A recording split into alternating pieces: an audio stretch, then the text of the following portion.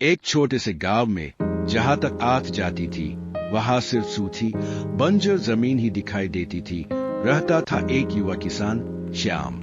पीढ़ियों से चली आ रही खेती की परंपरा के बावजूद उसकी फसलें बार बार सूख जाती थी। गांव के अन्य किसानों ने हार मान ली थी, लेकिन श्याम ने हार नहीं मानी। उसे याद आया कि कैसे उसकी दादी हमेशा पानी बचाने के अनोखे तरीके बताती थी।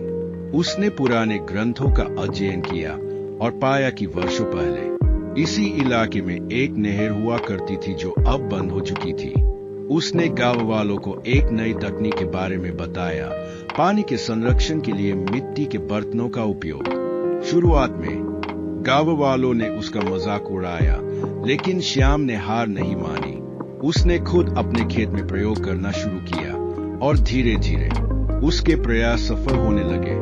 उसकी फसलें हरी भरी हो गई। उसने अपने तरीके और नई तकनीक के बारे में गांव के अन्य किसानों को समझाया। धीरे धीरे पूरे गांव ने उसका साथ दिया। उन्होंने मिलकर पुरानी नहर को साफ किया और उसे फिर से चालू किया।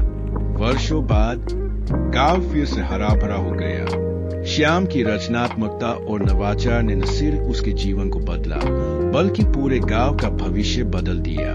उसकी कहानी दूर दूर तक फैल गई और लोग उसे पानी का जादूगर कहने लगे। श्याम ने साबित कर दिया कि रचनात्मकता और दृढ़ संकल्प से कोई भी मुश्किल पार की जा सकती है।